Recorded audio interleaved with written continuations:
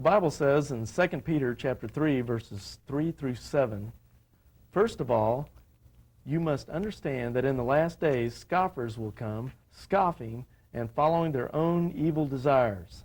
They will say, 'Where is this coming he promised?' Ever since our fathers died, everything goes on as it has since the beginning of creation. But they deliberately forget that long ago, by God's word, the heavens existed and the earth was formed out of the water and by water. By these waters also the world of that time was deluged and destroyed. By the same word, the present heavens and earth are reserved for fire, being kept for the day of judgment and destruction of ungodly men." Greetings, I'm Larry Wessels. I want to thank you for joining us today. This is a joint Research and Education Foundation and Peaceway Productions broadcast, and we will be doing a series here today on creation science versus the mythology of evolution. I'm Larry Wessels, of course, with the Research and Education Foundation, and joining me in this series is my co-host for today's show, the director of Peaceway Productions, Dale Deloney. Dale, it's great to have you here. Thank you. It's good to be here. And, of course, our very special guest, Dr. Michael Girouard from the Institute of Creation Research. Good to be here. Yes, it's great to have you here. Doctor, as a point of reference for our viewers, I was wondering if you could maybe give a little background about yourself very briefly, and maybe a little bit of information about the Institute for Creation Research, maybe some publications you might have and so forth. Great. I'm a medical physician from the New Orleans area. I've stepped out of my medical practice now to do apologetics, and especially in the area of creation science full-time.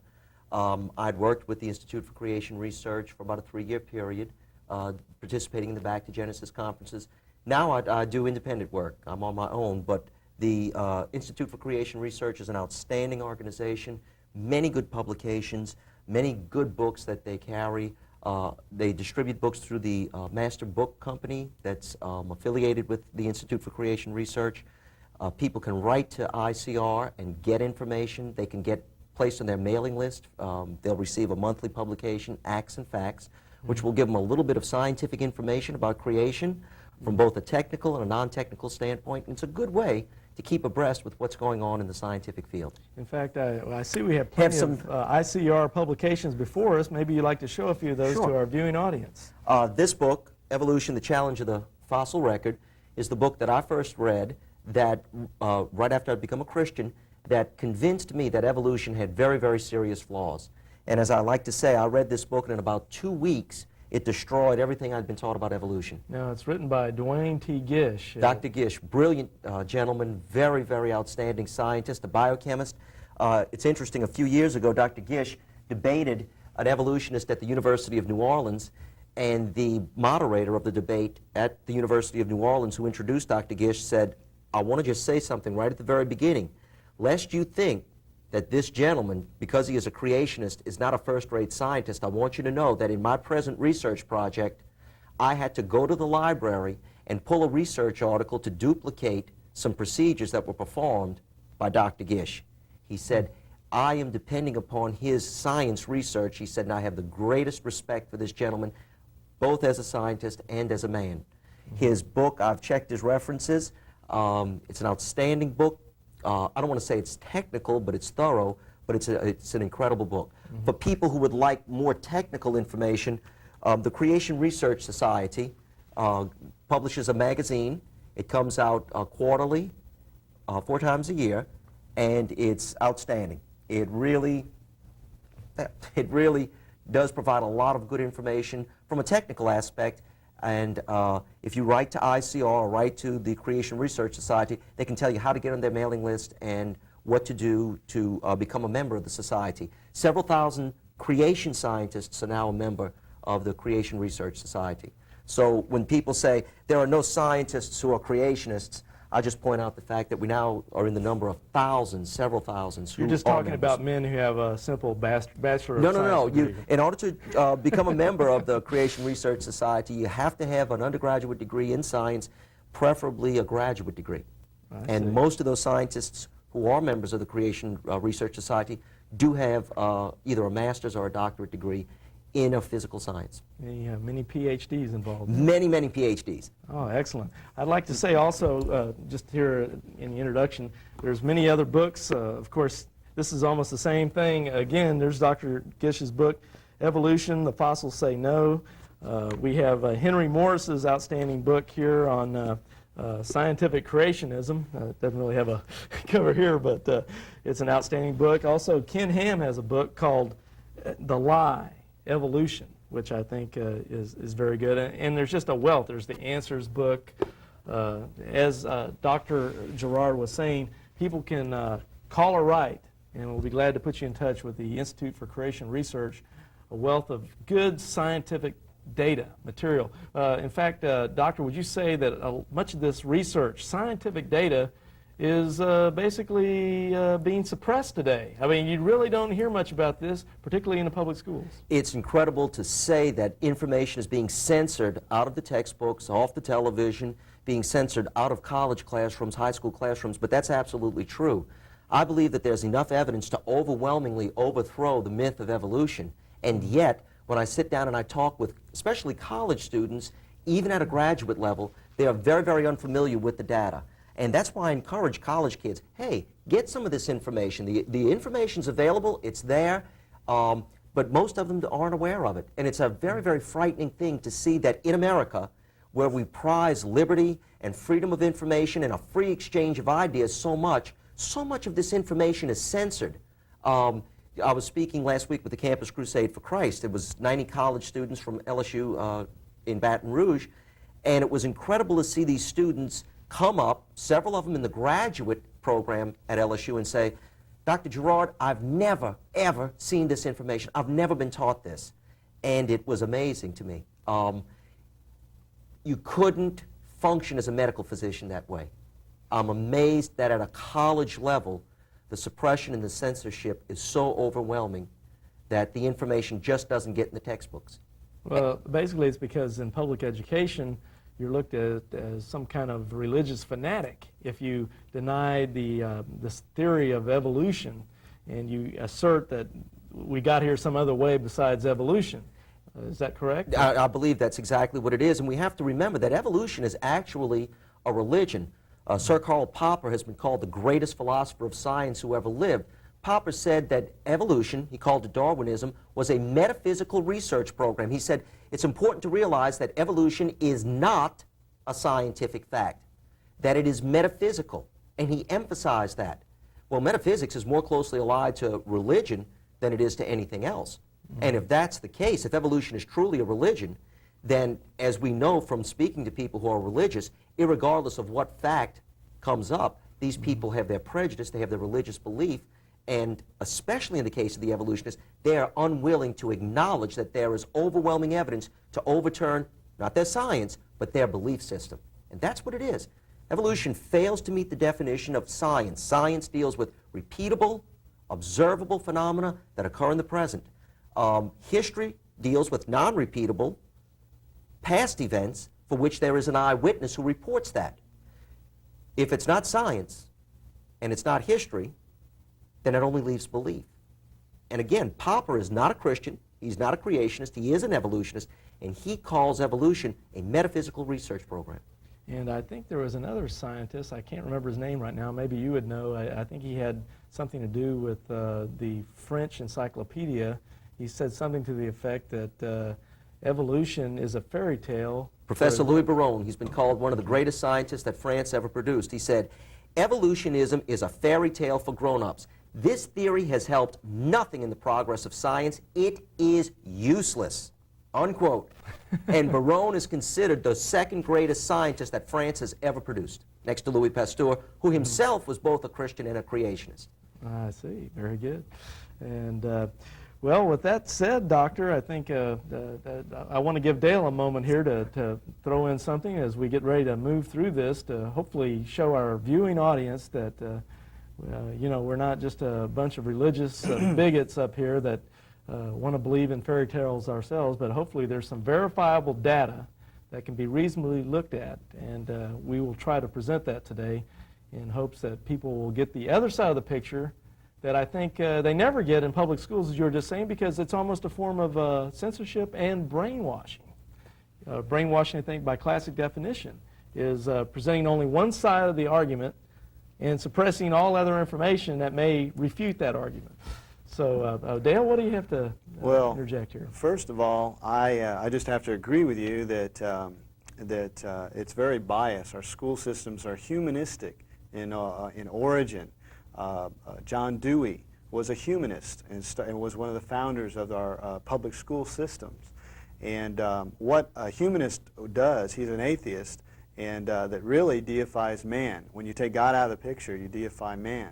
And what they are basically, since you can't prove a universal negative, they can't prove there's no God, so they're really God haters.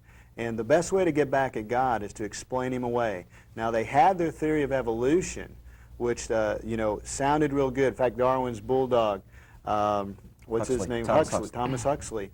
He even admitted that they wanted to push evolution so that they could live out their immorality. They didn't want to have God's rules on it. And I think when you come right down to it, the reason that the Bible says we're all sinners, we're all rebellious against God. And this is why God sent his Son, Jesus Christ, into the world, to reconcile that relationship with him. Now, man loves his sin, and we don't want any authority telling us what to do. So we want to have this explanation. And Jesus said in John 3:19, they love the darkness rather than the light. And they don't come to the light lest their deeds be exposed. So what's the best way of not coming to the light? It's to explain it away. And Thomas Huxley even admitted that evolution was the mechanism by which they could live their immoral lifestyles. So we see that's the real reason, the bottom line reason is the rebellious heart of man. But what really confounds me is that evolution has been totally refuted in every area. I mean, it's like a puzzle you're trying to put together and the pieces don't fit. And so you just tape them on. You just tape it on, and you try to cut it out and put it on there, and it's got to fit. It's got to fit, and there's this whole lump over here. We just won't look at that, and all this stuff, and it's just a big mess. And so we're going to show you. We're just going to refute evolution, and not just refute evolution, but we're also going to give the case for creation, the case that the God of the Bible has already given to us. And you can trust the Bible, and you can trust what God says. And evolution falls flat on its face. Matter of fact, the evidence is used in the trial, the Arkansas trial, to get evolution in the schools. Those evidences have been all refuted now. They're all one of them was a hoax, and the rest of them have all been taken care of. Would you like to comment on what trial are you talking about? The Scopes trial? Scopes trial. 1929, right. I think it was, or somewhere. 1925 Scopes trial. 25. It's interesting, back home in the textbooks, I had a radio debate one time with an evolutionist, and in the textbooks that are used in the Orleans Parish School, they listed 5 proofs of evolution. And I asked this professor, I said, these are the 5 proofs of evolution that are listed in this high school textbook. I said, now be honest. Do you agree with any of them? And he said, well, no, absolutely not. He said, maybe the last one. He said, but I agree with none of them. And I said, well, then explain something to me. What are they doing in a textbook? He said, well, you have to understand, scientists don't write textbooks. I said, who writes them, janitors? That's nonsense. And it's pretty ridiculous when you get that kind of an answer from a PhD, from a very educated, very learned man. Mm-hmm. All right, I just wanted to point out something on your chart. This is interesting. I became a Christian because of Bible prophecy. I wasn't looking for God or religion or anything else. I was a good scientist, and I had to admit that the prophecies in the Bible mathematically showed that the Bible was supernatural, that it was not a book written by man, as I had always been taught, but that it was a book written from a supernatural source. Mm-hmm. It's interesting that Peter gives 4 prophecies in the latter days that people will ignore or question the second coming of Christ. That's one. The second thing that they'll question is the age of the earth, believing in uniformitarianism, that all things have happened as they have from the very beginning of time. The third thing that they're going to question is whether or not God made the earth just like he said. In other words, Peter says And the Bible says that God created it with a big splash, in the water and out of the water, not a big bang. That'll be the third thing they question. And the fourth thing they'll question is a worldwide flood. Out of these four things that scoffers in the last days will question, 3 out of 4 deal with creation science. And those are the areas that we're constantly challenged on. 1, what's the age of the earth? 2, what's your evidence for creation? How do you deal with evolution? And 3, what's your evidence for a worldwide flood? Very well stated. And with that, I'd like to go to the next chart, as a matter of fact. Well, I think what's really relevant to this, and it ties in with what you were just saying about the supernatural aspect of the Word of God, Genesis 1:1. People out there usually, as you were just saying, take Genesis as kind of a book written by men, and if they do give it any credence at all, they say, well, it was just symbolic, and it's just a Jewish cultural tradition. But let's take a look here at Genesis 1:1. It says, in the beginning, God created the heaven and the earth. And I think, Doctor, this is what it really comes down to between creation and evolution. Did God do it, or did it happen some other way, by chance, or whatever it is? And of course, as we stay in the Scripture here, it says over in the New Testament, in Colossians chapter 1, verses 16 and 17, for by Him, it's talking about God, or more specifically, Jesus Christ, were all things created that are in heaven and that are in earth, visible and invisible. All things were created by Him and for Him, and He is before all things, and by Him all things consist. So here we have the Scriptures very plainly telling us that in the beginning God did it, and then in the New Testament we're told that everything was created by Him and for Him. So there's a definite purpose to creation, a reason why we're here. And I think this is what the crux of the whole matter is. If evolution is not true, and it's proven to be false by the evidence, then there must be another explanation. And maybe, just maybe, there's a purpose why we're here right now. While you're out there sitting where you are or wherever, and we're here, we're not just some mindless accident, some little cog in a wheel that's expanding through the universe. And with that, I'd like to bring up yet another chart, and we're going to really start getting into it. Oh, did you want to say one thing? I just wanted to make a comment on this. So many times when I share the gospel with people, they will look at me and they will say, well, Dr. Girouard, I don't believe in the creation of the earth. I believe in a Big Bang explosion. I believe in evolution, ape men. I don't believe there was a worldwide flood. And they always throw in this point that if the Bible lies in the very first verse, how can you trust any of the rest of it? And that is a legitimate point. And that is the basis for so many people rejecting everything past the first sentence in the Bible all the way through. And there's no reason whatsoever why they should be allowed to reject that when there is substantial scientific evidence to indicate that in the beginning God did create. No question about it. The other implication from this is that if God created, who owns everything? God does. Who am I responsible to? Not myself, but to God. And that makes it totally different. It means that I am not an island. I am not the captain of my own fate. I must obey the laws that God has set for His universe. I am a guest in His house. Now, when I create my universe, I get to set the rules. Until then, I need to be obedient to the Creator who is responsible for me being here and whom I am responsible to obey. And you are not doing this as an act of blind faith, a leap in the dark. I couldn't do it that way. This is based on evidence that suits not only your heart but your mind. Absolutely.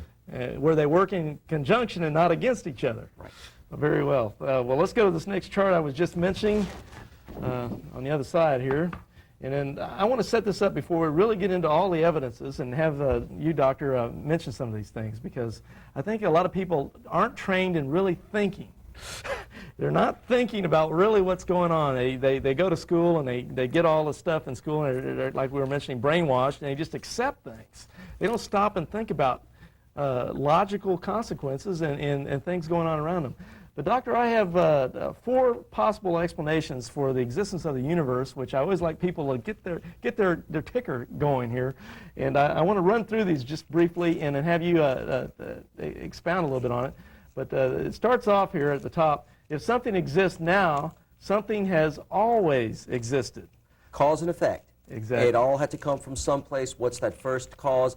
Even a 4-year-old child can understand that, because they'll keep asking you, well, where did that come from? Well, where did that come from? Well, where did that come from? And they keep regressing. They understand that. So that's a reasonable, logical statement that appeals to everyone's intellect and common sense. Yes, yes, very, very well stated. Now, here we go. 4 possible explanations for what we see around us. 1, and I'll state it, and then, Doctor, I want you to comment. The first one, that which seems to exist is an illusion. Actually, nothing exists. That's an interesting statement. That's what pantheists and panentheists believe, but unfortunately, you can't live consistently with that. Any truth system must be a system that you can live consistently with. And to say that nothing exists is not something that I can live consistently with. Number one, when we leave today, we'll go through the door and not through the wall. If nothing existed, there would be no reason to go through the door, go through the wall. We could go through the wall. The point being is that pantheism and panentheism is not a system that I can live consistently with. It does not agree with my experience and observation. I experience real things. Historically, people have left written records of events that occur over hundreds and thousands of years that they have observed consistently. So there appears, for all intents and purposes, to be a true reality, and that's the only way that I can live, consistent with the concept that there is a materialistic world that I am functioning in and that I can perceive truthfully. Right, that's very well stated. You have to live within the reality you find yourself, and this obviously doesn't work with that reality. Okay, well, I think we can throw out number 1. Let's try number 2. Something does exist. That which exists is self-existent and eternal. Well, that would also include me. I'm not eternal. I had a definite beginning, and I'm not self-existing. And we look at so many systems around us right now that are not self-existing. What about the rocks? The rocks themselves had to have an origin. The sun. The sun itself had to have an origin. We know, based upon our belief, whichever theory you want to look at, a nuclear burning or a gravitational collapse, that had to have a definite beginning also. This idea of being self-existent just doesn't wash. Again, it disagrees with observation. Does this tie in with quasars and novas, supernovas, where stars are burning out, they're giving off energy and ceasing to exist? And again, and now we're going to jump to the science real quick, but that's all we really ever observed. We have never observed a star form. We have scientists say, well, we observe gas clouds that we think in the next million or so years would form a star. We still have not seen a star form, but we've seen many stars burn out. Things get old, they expire. If they were self-existent, they would go on forever. That's right. Well, I think we can eliminate number 2. How about number 3 now? I hope that people out there are thinking here and paying attention. Let me make a comment on that. Also, you touched on the second law of thermodynamics, which says that everything is wearing out, that everything is moving towards entropy, heat death. And that's what we see in our universe. Now, if it's dying out, it had to have a beginning place from which it started. Now, the scientific community would say it's the Big Bang. But what we see in reality, we don't see explosions causing order and design. An explosion in a print shop doesn't make a dictionary. And that would have to be comparable to what we see in the universe. The Big Bang explosion would not create the order that we have now. They have no explanations of how stars are formed. The point I'm making is the universe is winding down from a beginning. Where there's a beginning, there's a beginner. And who is that beginner? That's God. And that goes against evolution. It goes against what science is saying, but it goes with the Bible.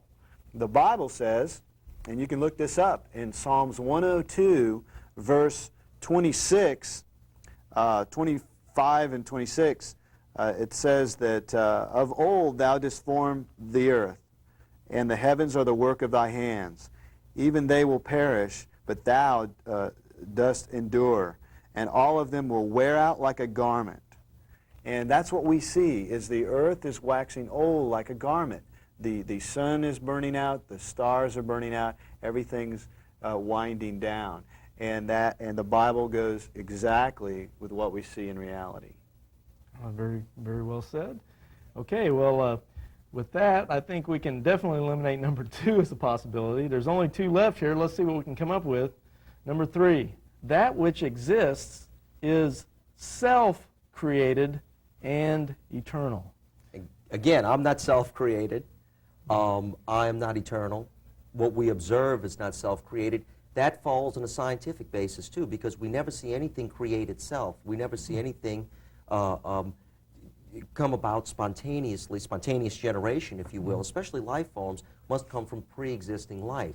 The work of Louis Pasteur. Cause and effect again. Exactly. And all of these come back to that whole concept of cause and effect in the first cause.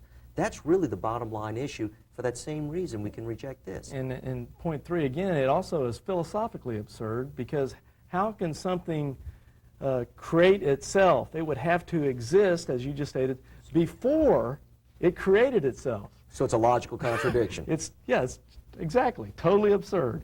So I think number 3 falls flat on its face. Now let's try number 4, and I think Dale touched on this already a little bit.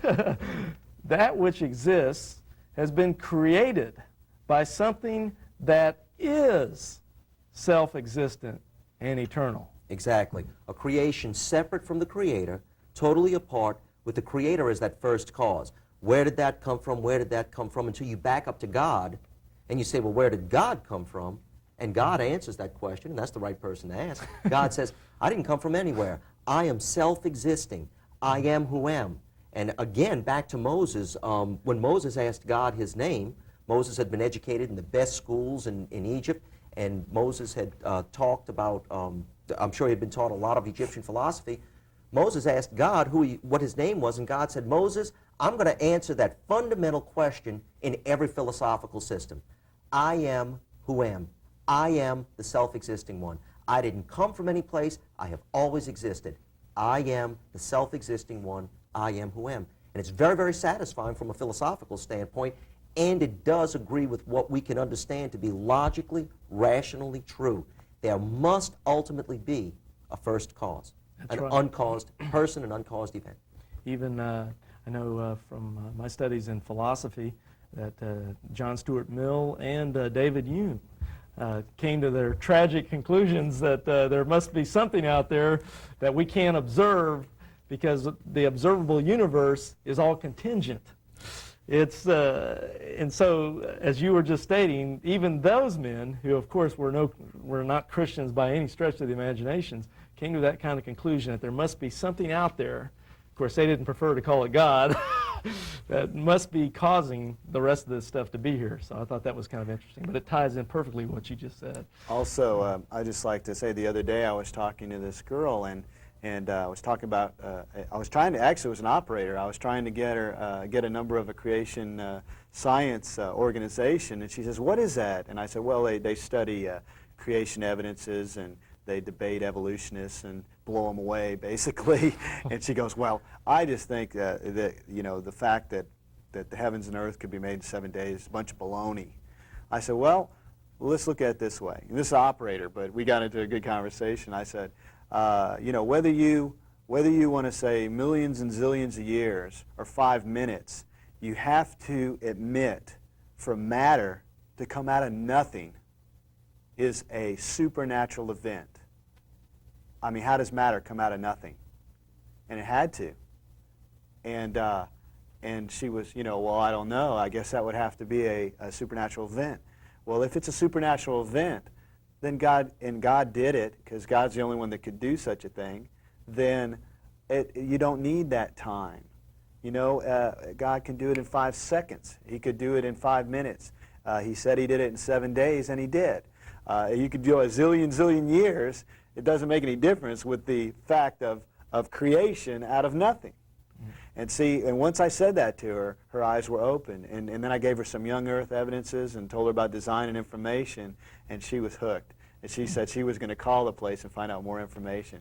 Well, So- there you go, Dale, making people think again. Can I just throw something Yes. out? So many people don't understand this concept of epistemology, the philosophy of how do we know what we know, and are unable to separate science from history. When we're dealing with historical events, we're not dealing with something that science can prove. Back to Karl Popper, called the greatest philosopher of science who ever lived, himself an evolutionist. Karl Popper made the statement, definitely, he said, science can never prove history. Science can comment on history, but science cannot prove history. If we're going to know how everything came into being in the past, then we need an eyewitness who was there right at the beginning. And that's exactly what God says. God says, I not only saw it, I did it. And God claims to be the perfect eyewitness. God says he cannot lie. God is that eyewitness that you want to bring into court. I wasn't there. The right question to always ask when people tell you about things that happened in the past is the same question that God asked Job. Were you there? And when we deal with past events, with historical events, that's the right question to ask a scientist or an archaeologist or an historian. Were you there? The most important evidence comes from that eyewitness who was there, who can give us truthful testimony about the events that occurred. That's the way we determine historical facts. That's the way we determine things historically. And your operator wasn't there, I wasn't there, Carl Sagan wasn't there, Isaac Asimov wasn't there. They really don't know. They can speculate, but their speculation is no better than mine. The truth of the matter is that the God of the universe, who says that he did it, was there, saw it, and claims to communicate truthfully, and in such a way that we can know that his communication is supernatural. Not the word of man, but the word of God. And that's the challenge to everyone.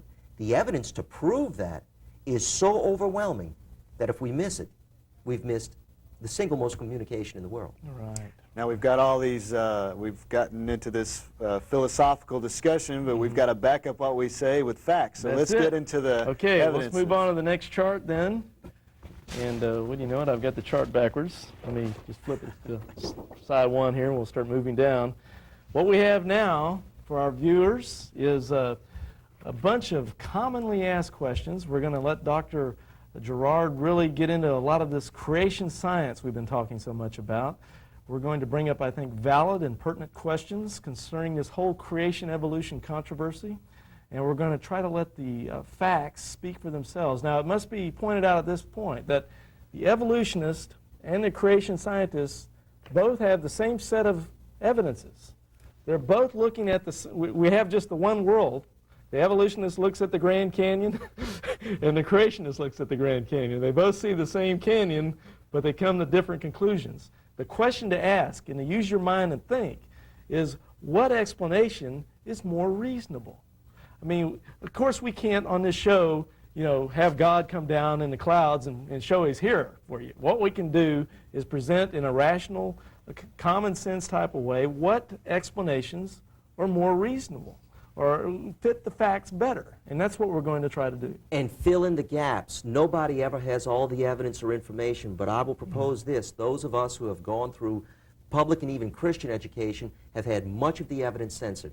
So what we want to do today is just present the evidence and let people make a decision. Don't censor it out. Let's talk about what's really there and let folks come to their own conclusion. In fact, Doctor, you just mentioned a point that just struck a nerve with me. I think that the theory of evolution now is taught, as you just mentioned, not only in public schools, but in many seminaries where men are learning to be pastors of churches. It's taught by many world religions. It's taught in conservative seminaries and it's taught in conservative Christian schools, and I would challenge parents who have children in Christian schools, pick up their textbooks, look at what they're being taught. I think it might surprise you, because it does make a big image when you tell a teenager that they're made in the image of an ape versus being made in the image of a man. Because teenagers can think, and they do think. They will sit down there and they'll reason, well, if I'm made in the image of an animal, I should act like an animal. And it presents a very, very bad picture. If evolution is true, then survival of the fittest is the most important thing. Well, if I'm not the most handsome, most intelligent, most athletic, most beautiful, what value and worth do I have? Why should I go on living? And it's that type of thinking that produces a suicide rate in teenagers that's alarming. That's why suicide is the second leading cause of death in teenagers. If they are made in the image of an ape, they came from an ape that came from a big bang that came from nothing. They came from nothing, they're going nowhere. Doctor, I think in your own field of medicine, you've dealt with maybe teenage suicides. Tremendous number. Do you have any, Tremendous number. has any particular one? The reasoning I just gave you comes from a teenager. So you've experienced Yes. this in real life? Absolutely. Teenage suicide. It makes so much of a difference when you tell somebody you're made in the image of the infinite, personal, loving creator of the universe who thought so much of you that he would come down as a man and offer his life for you, just so that you could spend eternity with him, versus telling them, you're made in the image of an animal, act like an animal, it doesn't matter, and if you can't achieve the greatness that you see on television, or the beauty that you see on television, then you are less of a person. You are less of a highly evolved form of animal. What Christianity tells me is that I'm made in the image of God, not based upon what I do, but based upon whose image I'm made in. I am special, I am unique, and I am loved by that God. Very well said. This brings me to the point, as we get ready now to go to the chart, I just want to bring up one last point, that evolution is a religion. Yes. And it was started by a man who wrote Origin of the Species, Charles Darwin, in I think 1859. And what were, just as a quick reference, what were his scientific credentials for coming up with this theory of so-called science that has been accepted by scientists all over the world now? What were his scientific credentials when he wrote this book? He had studied in college medicine for a very brief period, and he then went to a seminary to study theology. A seminary. And he read a lot of books, and that was his basic background in science. Mainly, not much. More of a theology background. Exactly right. And I just thought that'd be interesting for people to know that the theory of evolution, its greatest proponent, had a theology background. In fairness to Darwin, let me say this. Charles Darwin was a good observer. Charles Darwin made some very good observations, but he did not have the technical background to be a scientist. And much of what he observed, he accurately recorded. It was his interpretations that showed his deficiency in the natural sciences. And that's where it brings us back to the point I made before, looking at the evidence. Exactly right. And then interpreting what that evidence says. I'd just like to make a comment before we go to the chart. I've got here children's books, and you know, we teach kids, small children, in our public schools that they are an accident from chemicals, and that they came from an ape and then became cavemen, and basically teach them how to love Mother Earth and save the planet and all this. And when you tell them that they are an accident and they are an animal, and then should you wonder that our schools are zoos now? And it's a very destructive philosophy, and it all comes down to that humanism, you know, that rebellion against God element. But the thing is, as we're going to show you, evolution does not have any facts. The facts are distorted, they're covered up, the truth is suppressed, and I'm angry. I am angry that this stuff is forced on small children and indoctrinated, brainwashed on all of us through high school and college. We didn't sign up for evolution, the theory. It was told to us as fact. It was forced on us. They've taken God out of the schools, they took creation science out of the schools, and now you are forced to be brainwashed and indoctrinated with evolution, telling you all this ridiculous stuff. It has no explanation for where information design comes from. It tells you that soil grew upward, and does that explain like fossils? You know, and the flood's just a myth. There's a book on myths that says the flood is a myth because every civilization has a legend of a flood. Now that's proof of a flood. Did they all come up with the same fairy tale? You know, give me a break. And this is the kind of stuff that is pushed down our throats as fact. And then the creation scientist comes along, or maybe an evolutionist that all of a sudden sees the light and becomes a creation scientist, and he's thrown out of the university. They even try to take away their credentials sometimes. Oh, yes. So there's quite a biased thing going on, and it's just, I mean, people really need to rise up and do something about it, which is one of the reasons we're doing this show right now. All right. Well, with that said, let's go to our long-awaited chart here. We're going to start, hopefully, in a rapid-fire way. answers many of these. Of course, this is a series, folks. This is the first installment of a series of programs on this topic. So in today's show, we'll definitely not get through all the points, so you'll have to tune in next time to pick up where we left off.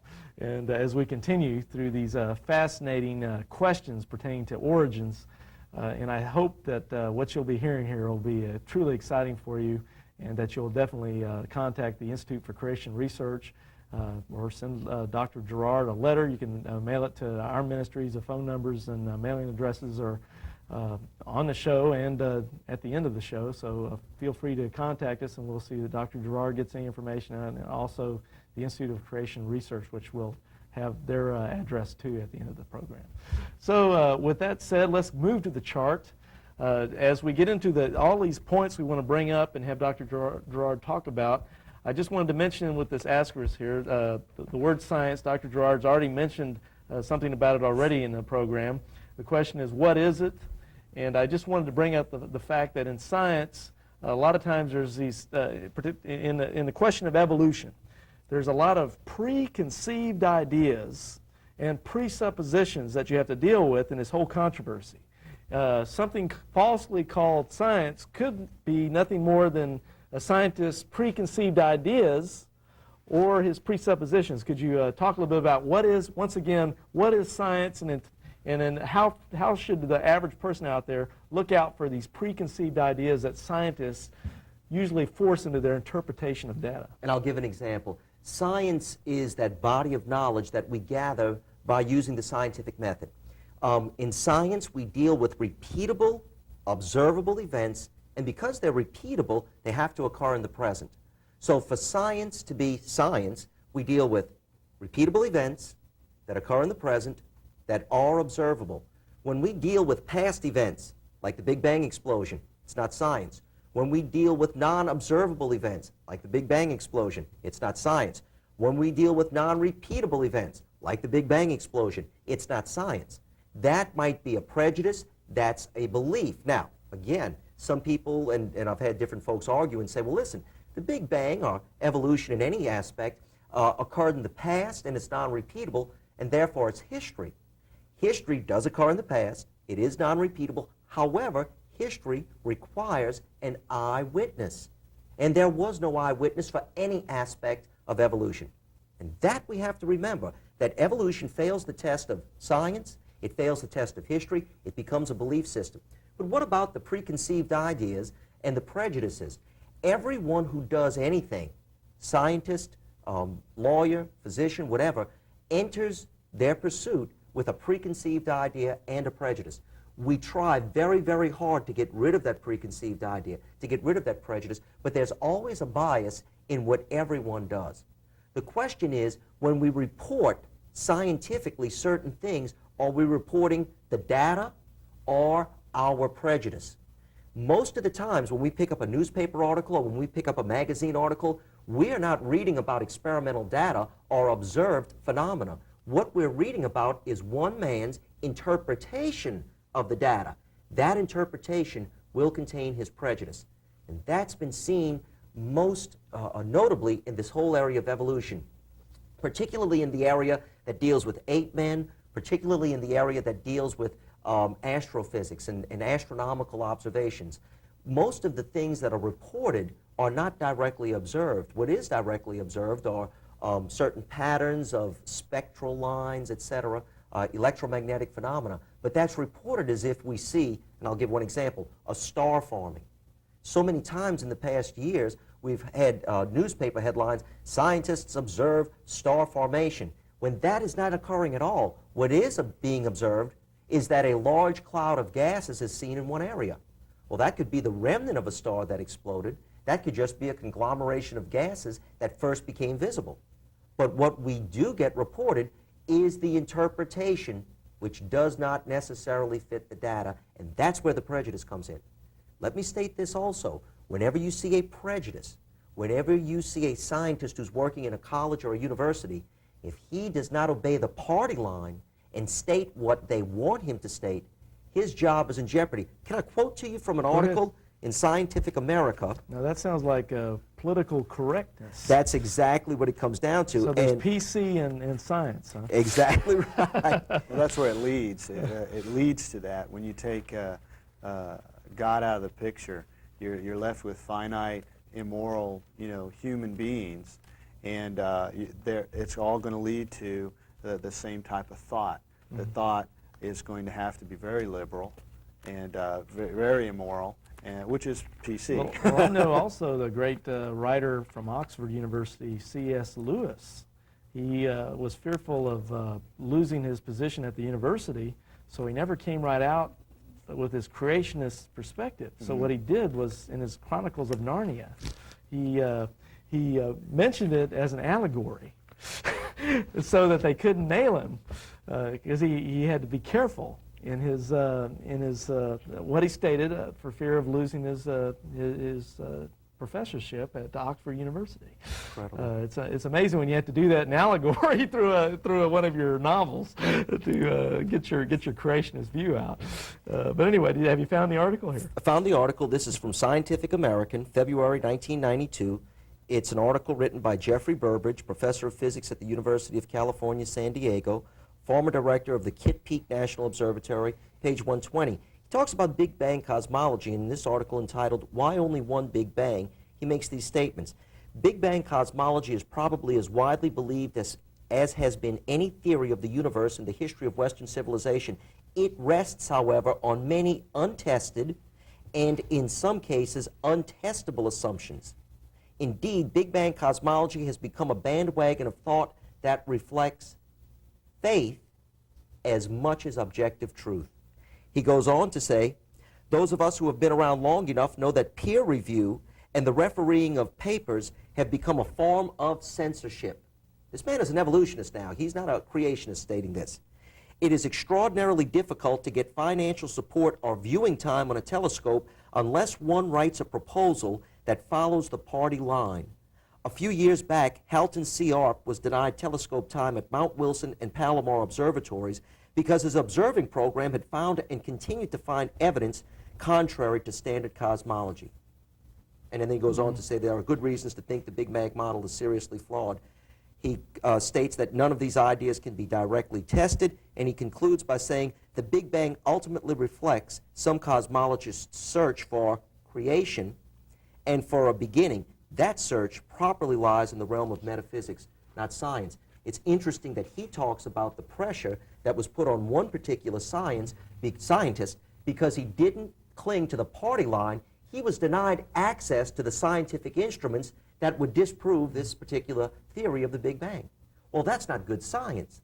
What would have happened if, when Louis Pasteur was promoting his concept of the germ theory for disease, if people had said, well, Louis, we don't agree with what you're saying. We're not going to give you access to microscopes and money, research dollars. Well, where would we be today? Where would medicine be? Right. That's not good science. And he calls it, Burbridge calls it censorship.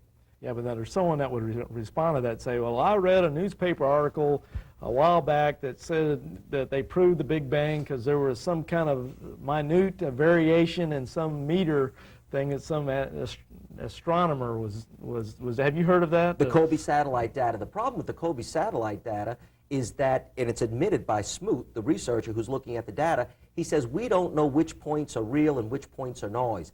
And the precision of the instrument, ends several decimal places before the observed phenomena, which means that they're trying to pick things that are basically noise and calling it true data. They are desperate to find any fluctuation in the microwave background radiation, which is what they were experimenting with, because if there is a smooth cosmic microwave background radiation, it is in effect a formal disproof of the Big Bang theory. This is their last hope, and if this is the best that they can find, then it's no proof whatsoever. And this is interesting because the evidence is just virtually, from what I've seen, flimsy at best, and really not even that good. And the national news media all around the world, everybody jumps on this and puts it on the front page of the newspapers. April 1992, this, quote, fluctuations in the cosmic microwave background radiation from the Kobe satellite made front page color headlines of USA Today. A year later, many scientists have now come out and said, wait a minute, your instruments cannot measure with that degree of precision. You can't tell what's noise and what's not. And it still wouldn't prove the Big Bang because you need a much greater fluctuation to account for all the structures in the universe. You know, and then whenever they put the the refutation of those articles, it's always in the back, little article in the back of the paper. Page, section H, page 59. You know, but I want to just comment on the bias. I had a curator of a museum call me up from seeing our evolution shows. It said there was no missing links in any of the chain. He says, no, there's missing links. And we talked for 2 hours, and I answered every one of his questions, refuted. We talked about the hoaxes. I explained that the missing links are still missing. We talked about design, in information. And we got all the way down to it, and he couldn't answer anything I told him, and I answered everything he said. And I said, okay, bottom line, how would a human come from an ape? And this guy is claiming to be a scientist, and all his best friends are the top scientists in the world. And he said a gamma ray could have hit a pregnant ape in her womb and created a man. I mean, you talk about not admitting to the facts and being so biased, you come up with a ludicrous, I guess we call that the Hulk theory or something, you know. But then what you would have to have the male and the female. Twins. Twins, yeah, twins would do it. And, it was just You ridiculous. don't have enough faith. That's your problem. Well, see, the whole thing is unfair. It just shows you that the world rushes to find anything but God. The minute you are forced to admit that there may be a creator, then you're forced to the same conclusion that you're responsible for that creator. Right. And that's what men do not want. And they'll look anywhere but to, I think, the truth of the matter. But now we're almost out of time, but we have time to get into one of these briefly, and then hopefully that'll set you up for next time we have our show, and we'll continue on this chart. Okay, Doctor, if we could have your comments here. We have point number 1. What about the pillars of the universe, which I've heard Dr. A.E. Wilder-Smith say are matter, energy, and information? And basically, to follow this question up, does matter produce information? Does time create information? And just give us a general, broad view of this whole situation here. Let me just say this. Does matter produce information? The answer is absolutely not.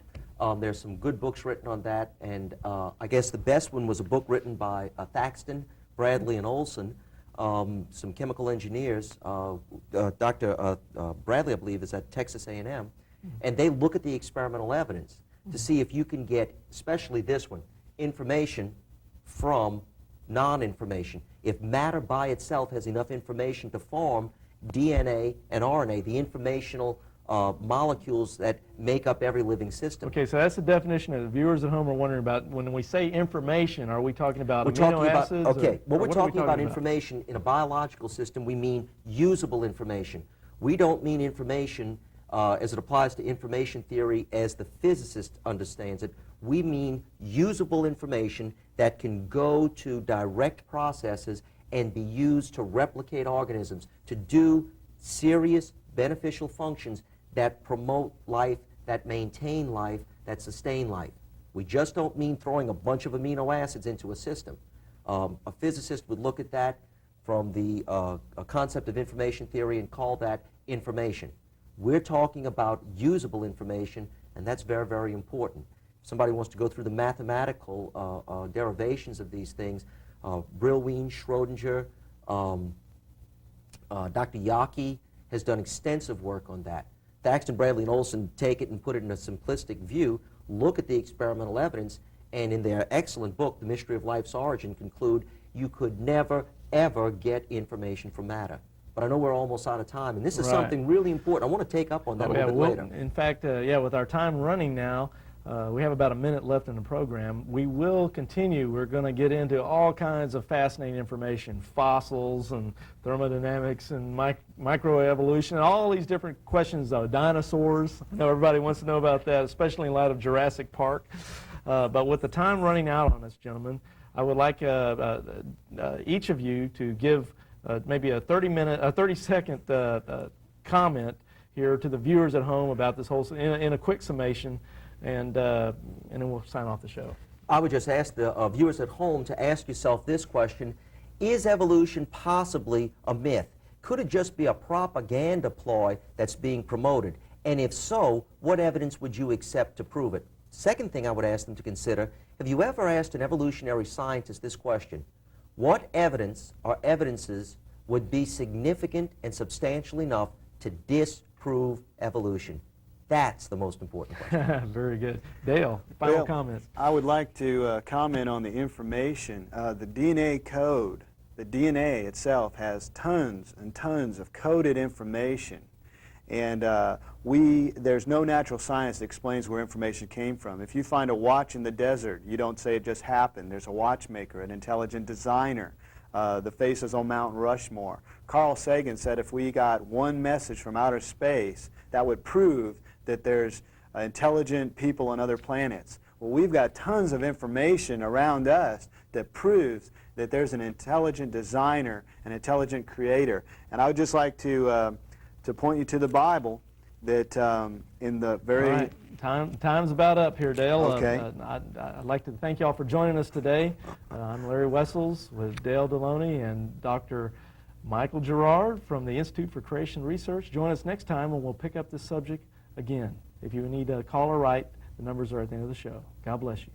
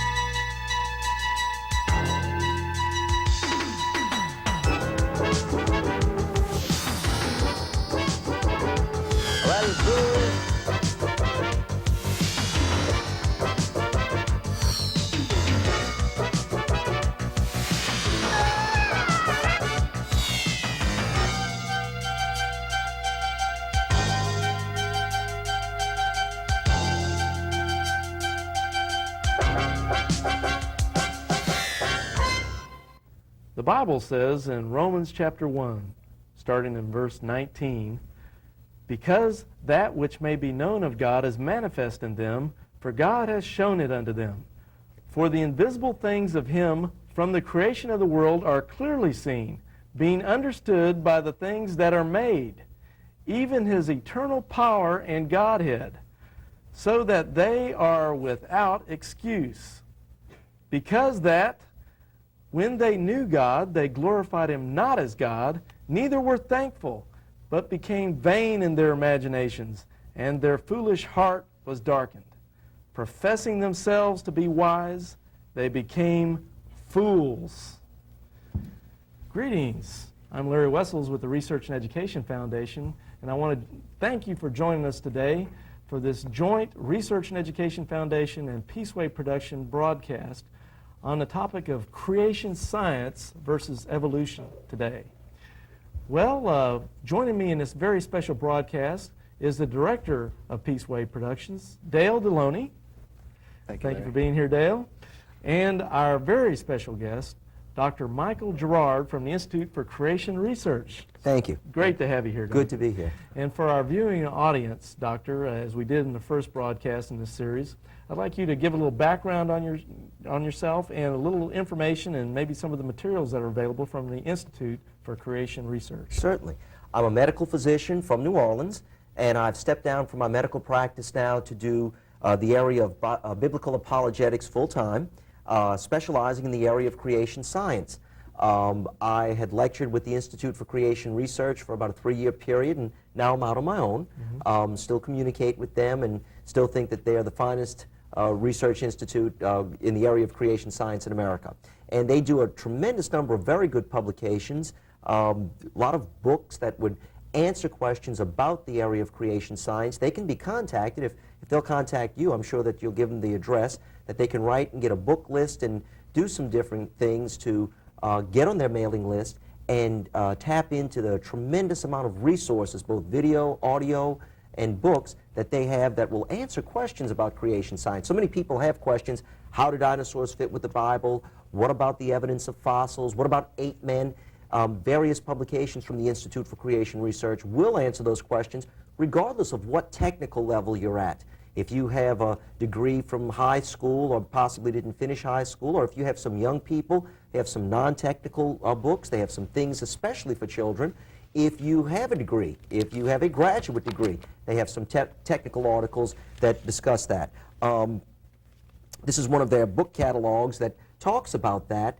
And if you write to them, they'll send you this catalog. They'll send you the catalog from Master Books, which contains even a more complete list of different publications. So it's a good place to get in touch with, to start looking for evidence, to start getting the information to answer those questions about evolution, because all of us, as Christians, have questions. If you're not a Christian and you would like to see the evidence that you have never been presented, I assure you there is a tremendous amount of evidence that has been censored out of the classrooms, both at a high school and a college level, that would, I believe, thoroughly overturn the whole mythology of evolution. And encourage you just to get hold of that information, be honest, look at it, and approach it from the standpoint of, what if evolution is false? What evidence would convince me?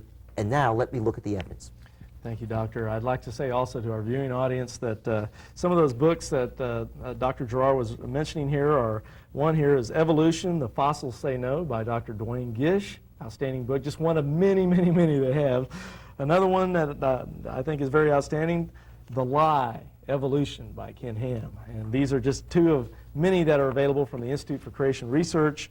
I'd also like to mention that anyone watching this video that'd like to call or write to the Research and Education Foundation, our executive director has written a tract that'll be free to anyone that wants to receive it. It's called Just How Old is the Universe by Dr. Robert Morey. We also have a newsletter called The Researcher. This one happens to be on atheism. We do on all kinds of subjects. So if you like a free newsletter as well, please call or write. And Dale, you have some interesting magazines over there. I think there's a magazine available called Creation Ex Nihilo magazine. Right. Would you like to say a few words about that? Well, this is the magazine put out by ICR, Institute for Creation Research, and it is just loaded with great articles. I believe this one has some of the latest findings about design, supposed missing links. They have one in here I found very interesting, article about Mount St. Helens and how instantaneously we had a mini Grand Canyon. And if we hadn't seen that it happened in one day, evolutionists would say, oh yes, over millions and millions of years this canyon formed with all the layers. Well, you have to say it like Carl Sagan. Millions and billions. You know, you got to get that accent in there with it. Yeah. Well, anyway. Yeah, but of course it was not. It was not in millions of years. It was very quickly. And things like that. It's a very good resource material. Another couple good books. This one's called In the Beginning, and just goes through just hundreds of evidences. This one for creation, and this one's called the Origins Answer Book. I believe you can get this through ICR as well.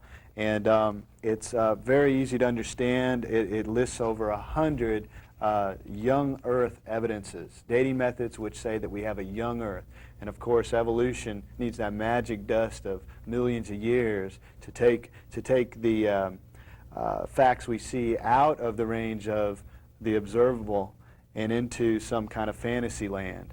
And of course, if you prove the Earth is young, evolution falls on its face, which is one of the reasons why these evidences, these dated methods, are not allowed to be presented in the media or taught in our schools. Well, I was about to ask Dr. Girouard, saying, well, all these books we've been showing the viewing audience are obviously available in any public school library or any classroom or in the nation. Is that correct? You know, people have tried to, and it's a shame to say this, people have actually gone to public schools and public libraries and said, I would like to donate free books to you.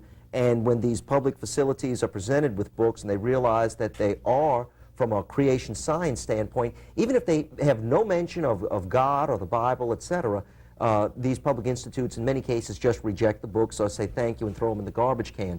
It's another form of censorship that we see over and over again that deals with this area of creation science, because let's face it, if evolution is false, there's only one other theory.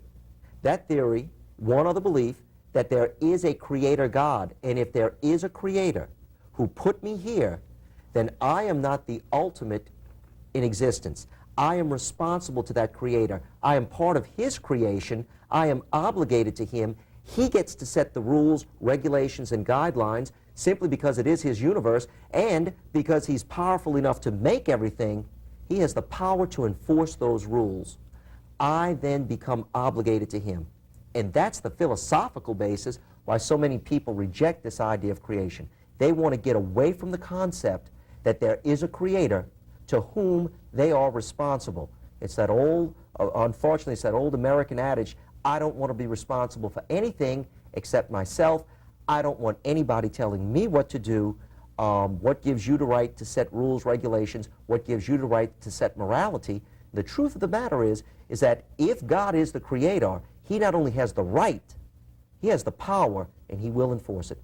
Are you saying that people basically say, don't confuse me with the facts? My mind is already made up. I've got my prejudice, I've got my belief, and I know what is comfortable for me. Don't make me change any part of my behavior, because that's very uncomfortable. And I'd like to read a quote by Jeremy Rifkin. He is a New Ager. He is an evolutionist. And he writes in Algeny, quote, evolution is no longer viewed as a mindless affair, quite the opposite. We no longer feel ourselves to be guests in someone else's home, and therefore obliged to make our behavior conform with a set of pre-existing cosmic rules. It is our creation now.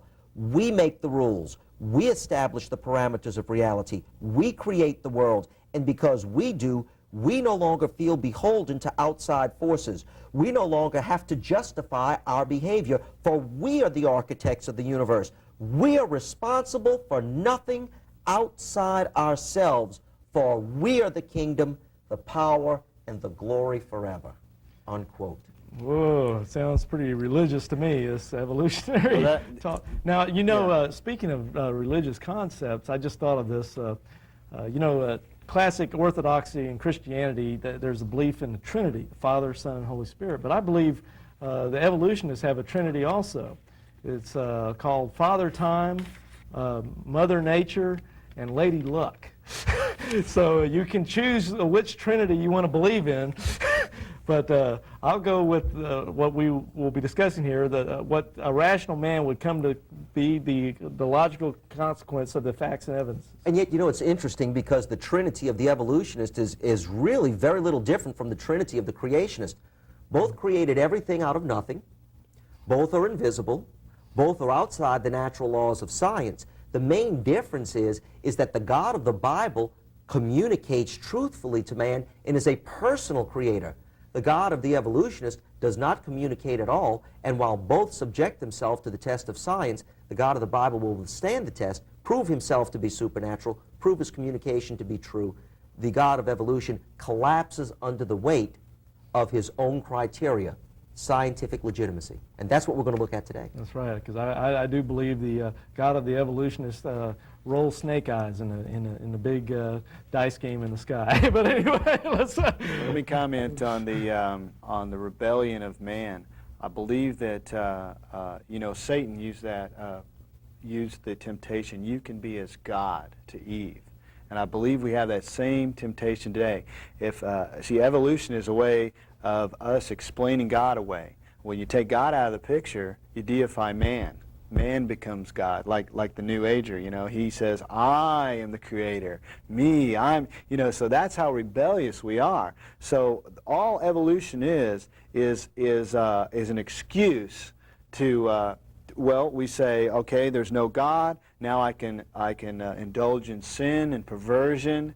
There's no absolutes if there's no God, so I can do anything I want. I can rape, maim, murder. I can do bestiality, homosexuality, any kind of perversion there is. There's no rules on me, and this is what we want to do. But no absolutes. No absolutes. But what science shows us is the Bible is true. And creation is true. True science proves creation, proves the Bible. Evolution, as we're going to show you, is going to fall apart. Now, think about this. You were wondering why there's such censorship. Besides our sinful, rebellious nature, all these scientists around the world and all these professors in the universities, when evolution is exposed, they look like fools. They're idiots. I mean, it's laughable. And isn't that what the Bible says? Professing to be wise, they became as fools. And now let's just show you how foolish they are. Let's go through some of these evidences. Okay. Well, with that, we'll go to our chart. In show number 1, we began on this, and we really didn't get very far into it. Today, we hope to just get through a lot of this material, and then we'll, wherever we end up today, we'll pick up in the next broadcast in this series. So with that, let's kind of reiterate here, Doctor, what we were talking about before on the chart. We have up here some key questions that a lot of people want to know about and have answers to. We ask about what about the pillars of the universe, and of course I think it is useful once again to quickly reiterate about science. What is it? The presuppositions and the preconceived ideas that are attached to it, and then with that we go into the first question here in this long chart. What about the pillars of the universe, matter, energy, and information? I need you to give us a definition for the viewers at home on each of these. And then, of course, the questions, does matter produce information? Does time create information? So with that, Doctor, could we have an exposition? Okay. Let's start at the very beginning. Science is that body of knowledge that we gain through the scientific method. It's gained through repeatable, observable experiments that must be done in the present if they're going to be repeatable.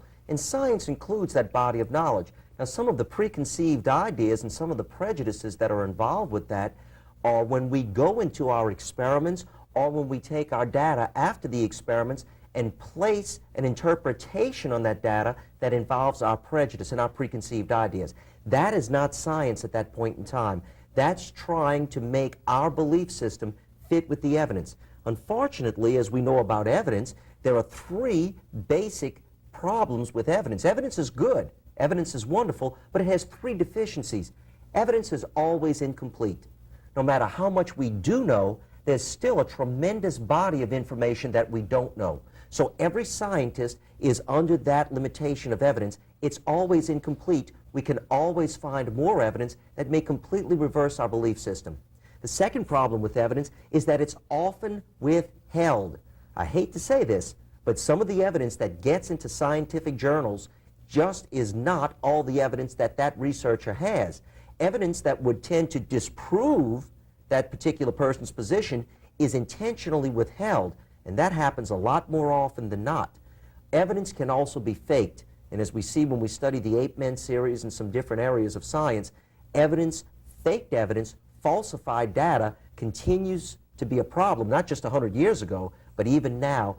Falsified evidence continues to plague scientific knowledge. So science deals with repeatable, observable, repeatable phenomena that can be done in the present for which there is an observer. It's not the same as history. We need to remember that science does not prove history. The prejudice, the preconceptions come as we deal with evidence, come as we put an interpretation on the available data. We just warned the listeners out there, whenever you read an article in a magazine, in a popular magazine, or in the newspaper, or if you hear a report on television, ask yourself this question: am I getting the evidence, or am I hearing an interpretation complete with all the prejudice and preconceived ideas that go with it? Very well said. Now, the question of matter, energy, information that make up the pillars of the universe. The matter would be the physical universe that we see. The energy would be the manifestations of the various forms, and for lack of a better definition, that place that matter into motion. And the information would be how that matter and energy are organized to do useful work. That's essential, especially when we talk about biological systems. Information involves not just taking matter and energy and putting it in a certain type of arrangement, but having that arrangement be a useful arrangement. And when it comes to evolution, the only important question is this: can matter, through energy, organize itself into an informational system? An informational system being a code, like the alphabet. Could the alphabet organize itself, given enough energy, to form a book, a novel, or even a sentence? There is a science that deals with this whole area of information. It's called the science of information theory. And the science of information theory has a particular law that's involved with it that applies to every other branch of science. It's the law of the second law of thermodynamics. The second law of thermodynamics says that things become less organized, things become less usable, there's less usable energy, and in the area of information theory, the second law of thermodynamics says this: information can never be created from non-information, and information can only lose a little bit of information over a period of time. In other words, as time goes on, information becomes less organized, contains less informational content, and actually becomes more disorganized, which is exactly what we see with any other system that the second law of thermodynamics applies to, and that's every system in the universe.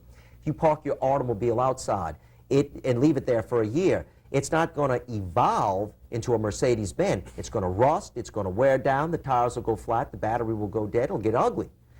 If you just leave an informational system on its own, it will have a tendency to lose information also.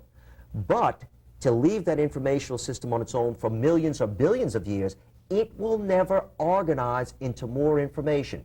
Take the pieces of a Scrabble game, mix them in a box, toss them up in the air. You will never, ever create words, let alone sentences and novels. And that's the problem with biological systems. We need to get information just from matter and energy. Now, three gentlemen, Thaxton, Bradley, and Olson, have written a book called The Mystery of Life's Origin, in which they look at the chemical reactions that are involved, the experimental data that's been done, and ask the question first: can energy and matter come together just to form informational systems? Overwhelmingly, they point out that the experimental evidence and the experimental data and the experimentally proven mathematical equations show convincingly that you can never, ever get information from non-information. In other words, if we're going to look at the information in our DNA, that information had to come from an information source. Let me give you an example. It's been estimated that human DNA has enough information to fill 2,000 volumes of books, 500 pages each, with the smallest readable print. That vast amount of information had to come from either a bigger source of information or from an equal source of information. The second law of thermodynamics says that I can transfer an equal amount of information, but that I can never transfer more information than what I have. And again, it's what we see. Take a Xerox copy.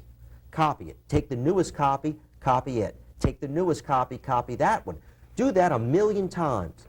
Does that copy evolve into a three-dimensional color photograph, or does it turn into a big black blur?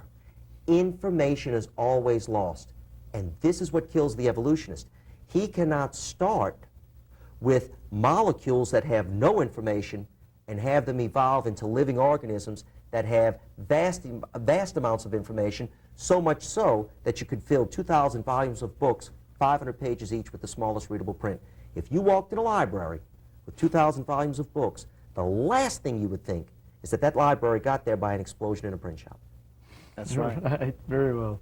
So, and of course, me and Dale definitely could not have said it any better. That's right. That's right. So, Can I just point something else out? Yes. So many times I've had scientists and people who are professionals in this area say, but Mike, energy can replace information.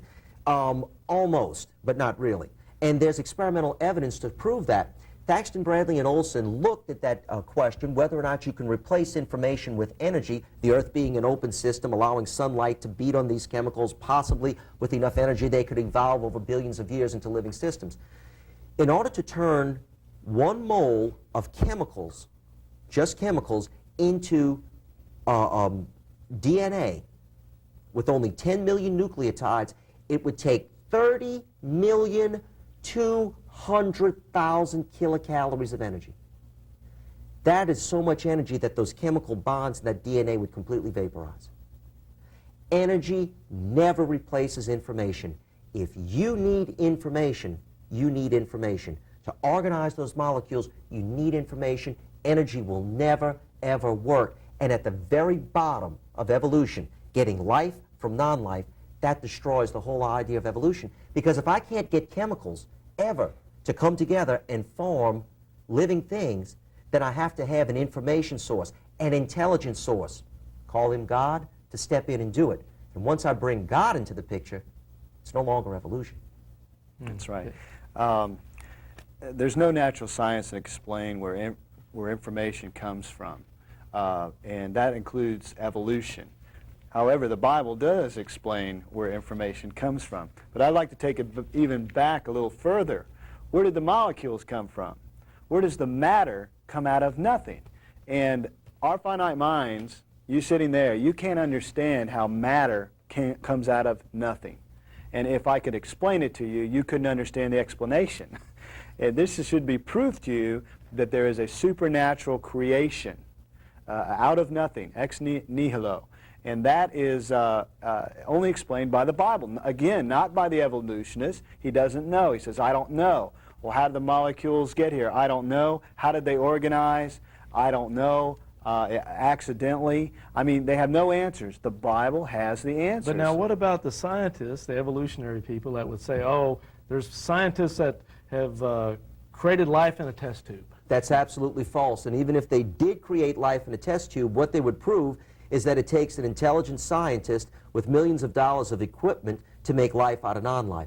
So what they've done is they've proved our point that in order to make life, you have to have an informational source that's even greater than the informational source that you're forming. Well, They would use God's technique of setting the genetic code together, the amino acids. Of having an and intelligent arrange it all. creator, certainly. Yeah. I listened to Stephen Jay Gould about 5 years ago at Tulane University give 4 evidences for evolution, for creativity in evolution. The first evidence he discussed was how people in Jamaica used discarded automobile tires to form sandals. The second evidence was how architects in the 15th century used the particular nuances of the architecture to create certain forms of art. The third example was how scientists in South America took these salamanders and progressed them through their final maturation stage. And the fourth evidence was how Mickey Mouse has evolved because of the cartoonist drawing him different. And finally, somebody was smart enough at the end of the presentation to say, Dr. Gould, in every one of your instances of evolution, you had an intelligent creator. He said, no more questions. Well, you know, that's it. You have to have an intelligent creator. And even with giving them, well, let's just say the molecules got here and bounced around. You know how complex the first living cell is. That a lot of people don't know how complex with the membrane and the nucleus and all that information that it cannot be accidentally produced. And here's what makes me mad. I grew up thinking they had produced life in the test tube, and it's still in textbooks today, when one of them was a total hoax, and the other one, all they did was, through really cheating methods, they created some chemicals, the wrong kind of chemicals, which they said, well, this is the basic building blocks of life, therefore we've created life, and you know, that's it, case closed. And it's completely false, and yet it's been put in our children's minds and in our minds as fact. And I think it's totally disreputable. and it should be, you know, just exposed. I mean, they do this sort of thing all the time. They lie, and then they go, oh well, that's been disproven. You know, just like all the hoaxes and all the missing links and that sort of thing. And it's just okay for them. Well, it comes down to the simple point that no one's ever going to believe in God unless God has a say in their heart. Yeah. Because other than that, men will find every excuse in the world. Even if you answer 99 of their arguments, they'll jump on the one that you're still waiting for information on to answer the argument on, and they'll sit on that one, you know, just to get out of the shows how wicked logical we are. consequence. And yet it's the same people who look at their science and say, well, listen, I want a scientific explanation. And again, I go back to Thaxton, Bradley, and Olson's book, The Mystery of Life's Origin. They said, listen, the laws of chemistry and physics don't care if evolution is true or if creation is true. They are just the laws of chemistry and physics, and they're great because we can go in the laboratory and do them over and over and over again and observe them. Let's take the laws of chemistry and physics. Let's let them speak on this whole issue of whether or not life could come from non-life. And they did the necessary work. They did the necessary research. They said we have overwhelming evidence. We have more than enough experimental evidence. They answered these questions. They said there's only these conditions that are necessary. You have to get the right materials under the right conditions to get the right products of the right kind in the right amounts, to have the right reactions at the right locations, in the right sequence with the right information to build the right structures to do the right function to make life. They said you've got to do every one of those steps. If you fail at one step, the whole thing collapses. What they proved experimentally, based upon published data, based upon science that's repeatable and observable, they showed that every single one of these steps fails. The laws of chemistry and physics say you can never get the right reactions. You can never get informational systems from non-informational systems. You must have a primary intelligent source. And whether you call him God, Jehovah, Yahweh, Jesus, that primary intelligence source is absolutely necessary. And that's what the science says. That has nothing to do with religion. If you think that you can go into the laboratory and let the laws of chemistry and physics produce life, then you're absolutely wrong. Your science has failed you. Your science points to the necessity of a creator. Very well said. Now, with time flying on us here, we're already halfway through the show, and we've only got through one point. But that's, Let's get into the best evidence yet. There's just so much to say on every single point. Right. I hope, you know, the tragedy here, folks at home, is that there's simply not enough time in a 1-hour show to get all a tremendous amount of information that's there. So we'll do the best we can with the time we have, but it's simply going to be the case. So we'll try to move as quickly as we can. Well, this information has been suppressed for about 150 years. But it's in the books we're offering, and people write us. They'll get a lot more information than we can possibly give on the show. But hang in there. We'll try to get through as much of this as possible. Now, we're coming up to another big topic, Doctor. We'll see what you have to say on this one. But everybody thinks, the fossils obviously prove evolution. Without a doubt, that blows you religious fanatics that believe in creation right out of the water. The fossils, and of course I have something here I've added up here, living fossils. So could you tell us how the fossil record really proves evolution, and then maybe you could tell us something about these living fossils as well. I was eating at a restaurant in New Orleans. This was only about 3 or 4 months ago, and the young lady that waited on me was working on her master's degree in biology at Tulane University. And I asked her, I said, sweetheart, I said, do you believe in evolution? She said, well, of course. I said, what is your best evidence for evolution? She said, the fossil record. I said, well, let me just give you some quotes by evolutionists, people who are considered experts in the fossil record. And I quoted Stephen Jay Gould, who talks about the absence of fossil intermediates. In other words, the evolutionist thinks that evolution, in order to be seen in the fossil record, must be seen through various transitional forms. One kind of creature turning into another kind of creature, a snake turning into a bird, or a snurd, a half-and-half type of creature. And I told her that Gould said that the absence of fossil intermediaries was the trade secret of paleontology. And she knew who Dr. Gould was, and he is a vehement anti-creationist and a staunch evolutionist, but he admits that the fossil record contains no in-between forms, no transitional forms. She was shocked.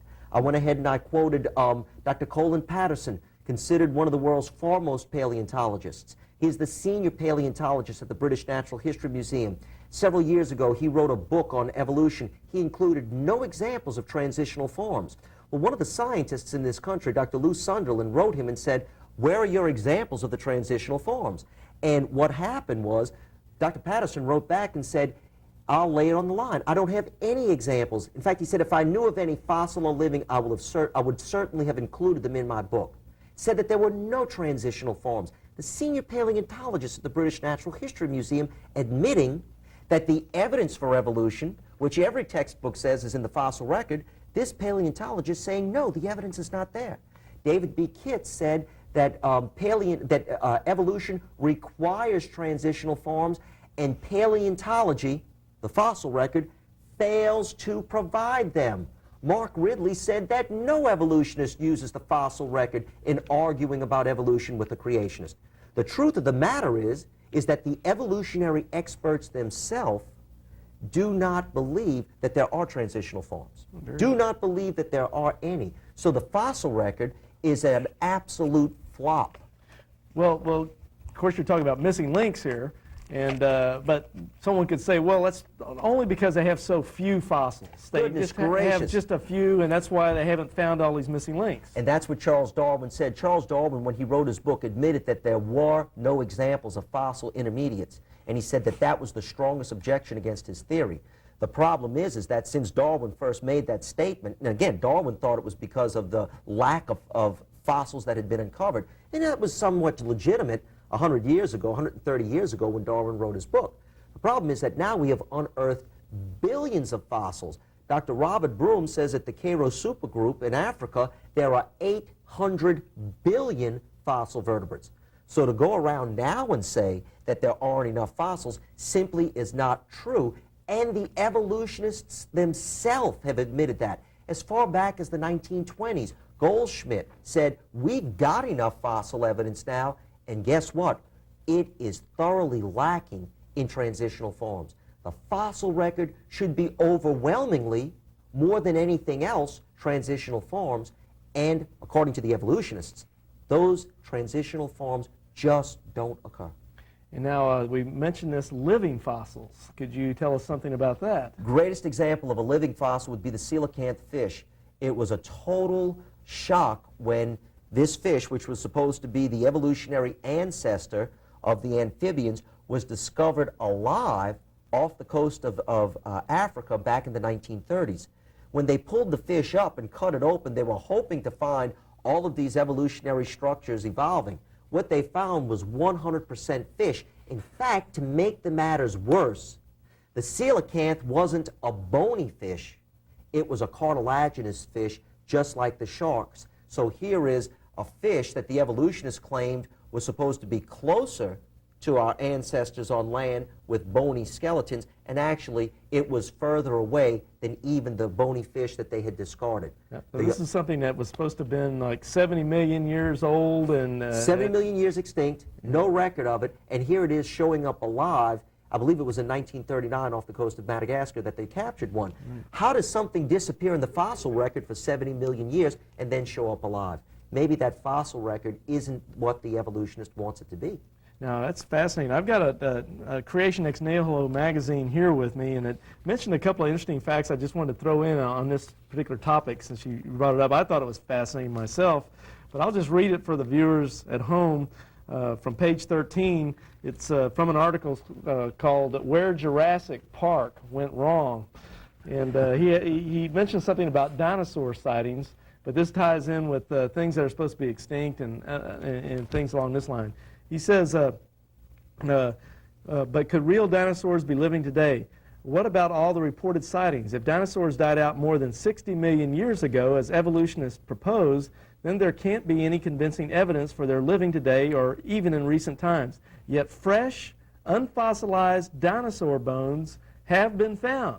In 1987, a young Canadian Eskimo working with scientists from Memorial, go to the next page, University, Newfoundland, Canada, on Bayot Island, found a bone which was identified as part of the lower jaw of a duck-billed dinosaur. And the reference for that is from fresh dinosaur bones have been found, Creation Magazine, volume 14, number 3, June, August 1992, page 16.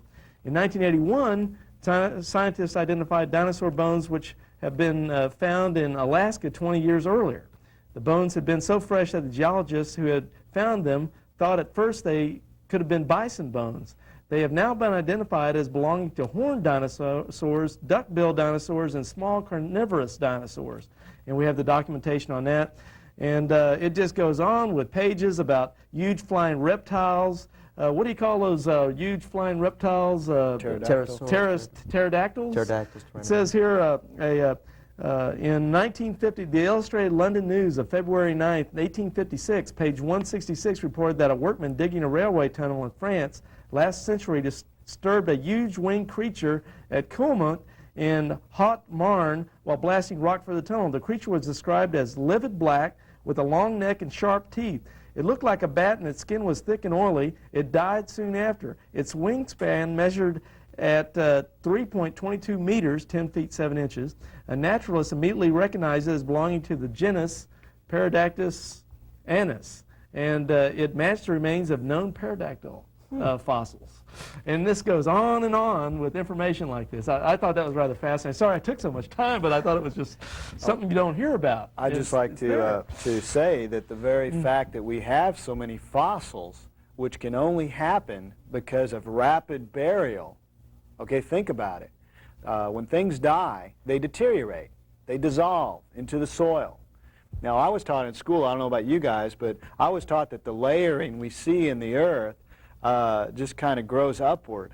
You know, soil grows upward. Uniformitarianism. And what we see when I look around is rain and wind erode and wash things away. Now, if something dies, it just kind of, you know, gets eaten by ants and decomposes. No, now, it turns into a fossil. It turns into a fossil, right? Doctor, if you throw a dead cat out in the yard, it'll fossilize. It'll fossilize. And you can do this experiment at home. Boys and girls, get permission from your mom. Get a dead cat, put it on your front lawn, come back in 6 months. The bones dissolve. It's gone. And yet we have fossils all over the earth. Tons and tons of fossils in the layers.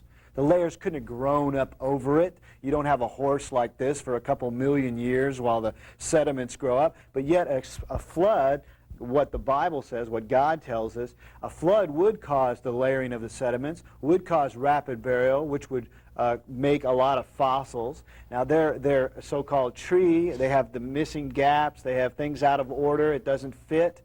You have just all this evidence for creation, and it's against evolution. Now, I've got a secular magazine, Scientific America, and I was reading in it, they found these fossils. There's fish fossils on most of the mountaintops, okay, which, of course, goes along with the flood. How'd they get up there? Well, here's one of their, they found some fish fossils and some amphibian fossils on a mountain. And so what they said was, well, these must have been in an ancient sea. And then the fish died and fell to the bottom and turned into a fossil magically, covered up with sediments, and it turned into a rock on the bottom of the sea. Then the sea dried up, and then it turned into a mountain. And that's how come we have these fossils on mountaintops. Well, this is pure speculation, and it doesn't answer the fact of why did this fossil not decompose? They put in there, finally, to try to answer that, they come up with, well, there wasn't oxygen on the bottom of the sea, and that's why it didn't decompose. But it's ridiculous. They have to jump through hoops. They have to juggle and make stuff up in order to fit their theory. We can even go with the finds of dinosaur footprints with man's. And that's that in the totally, Biloxi River in that's Texas. right, and that totally destroys the Doctor, evolution. what about the woolly mammoths they've been finding in Siberia? Tremendous number of woolly mammoths, very rapidly killed. Some experimentation shows that, again, there was fresh vegetation in their stomach. In order for that fresh vegetation to be preserved in their stomach and in their mouth, they would have had to have reached temperatures of several hundred degrees below zero almost instantaneously. And that would coincide with a very rapid onset of an ice age. I've seen some fossils of one fish, and inside the fish is another fish fossil, as if he was eating the one, and it happened so rapidly. And then I think there's another one where it's in his mouth or something. And I have a picture of that. Burial, fossilization, may take a little bit of time, but the key is rapid burial. You have to bury things very, very quickly if you're going to form a fossil. If you don't, they'll deteriorate. Just to comment on the Scientific American article, oxygen, the lack of or the presence of, does not affect anaerobic bacteria. They'll still eat whatever is there, whether there's oxygen or not. So that's sort of, and I'm embarrassed that they put that reasoning in there. I did want to comment on the Paluxy River, because the evolutionists themselves have said that if there is a formal disproof of evolution, it would be if you could find a fossil of one critter that should have become extinct millions or hundreds of millions of years earlier, buried alongside the fossil of another critter that should have come into being or evolved millions or hundreds of millions of years after this other one became extinct. And I'd like to read some quotes from evolutionists who make that statement, and in particular who poke fun at the evidence in Glen Rose, Texas, at the Paluxy River, where we find human footprints alongside and actually crossing over dinosaur footprints. Let me read to you what the evolutionists say with regard to this being a disproof of evolution. Richard Dawkins in The Blind Watchmaker said, if a single well-verified mammal skull were to turn up in 500 million-year-old rocks, our whole modern theory of evolution would be utterly destroyed.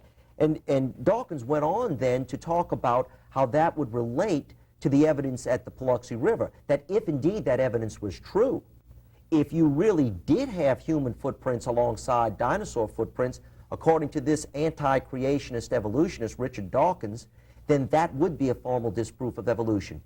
World-renowned paleontologist Stephen M. Stanley makes the same statement. Listen, this is from the New Evolutionary Timetable by Dr. Stephen Stanley, 1981. Quote, there is an infinite variety of ways in which since 1859 the general concept of evolution might have been demolished. The unequivocal discovery of a fossil population of horses in Precambrian rocks would disprove evolution. More generally, any topsy-turvy sequence of fossils would force us to rethink our theory, yet not a single one has come to light. As Darwin recognized, a single geographic inconsistency would have nearly the same power of destruction. Dr. Eugenie Scott, several years ago when she was at the University of New Orleans and debated Dr. Duane Gish, and the next day she debated a Christian creationist friend of mine, Dr. Ed Boudreau, made the exact same statement. If you could find any out-of-place sequence of fossils, it would be a formal disproof of evolution. At the Paluxy River in Glen Rose, Texas, we find human footprints that cross over dinosaur footprints. The biggest objection has been that, number one, during the Depression, some of the people who lived in that area carved fake footprints. Now, the fakes are very easily recognized, but there are footprints that are obviously not faked. The second and that objection was totally demolished when back in the 70s, Stan Taylor took a bulldozer, found the human footprints which backed up to a solid wall of rock, took his bulldozer, excavated the wall of rock, and found 8 more human footprints in a left-right sequence. That's right. So they could not have been carved. That's right. The human footprints in the early 80s began to take on a coloration of a dinosaur footprint. The creation scientists, to be super honest and to be very careful, withdrew all the videos and books with regard to that as evidence because they weren't sure what was happening. What appeared to be a human footprint was changing color into a dinosaur footprint. In the late 80s and early 90s, Dr. Carl Baugh and Don Patton continued work in that area, and what they were able to demonstrate using various contour diagrams and some further research was that what you had was a human footprint inside of a dinosaur footprint. And that in order for those footprints to have been formed like that, that human would have had to have stepped in that dinosaur footprint before the soft limestone became hard.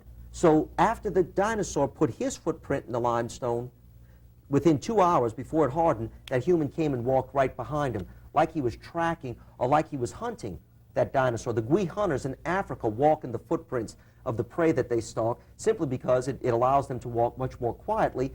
And again, walking in wet limestone would be very hot. Wet limestone is very hot, so these people that were hunting this dinosaur were very smart. Proved beyond any shadow of a doubt that those footprints were genuine, both the human footprints and the dinosaur footprints.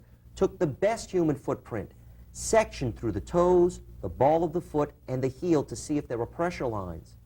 If a 150-pound human stepped in that limestone, he would leave pressure lines.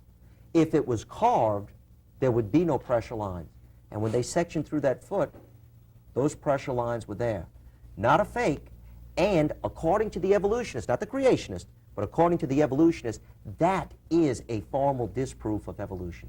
Certainly impossible to explain within evolutionary theory. That's right, and as well, it fits with the Bible, though.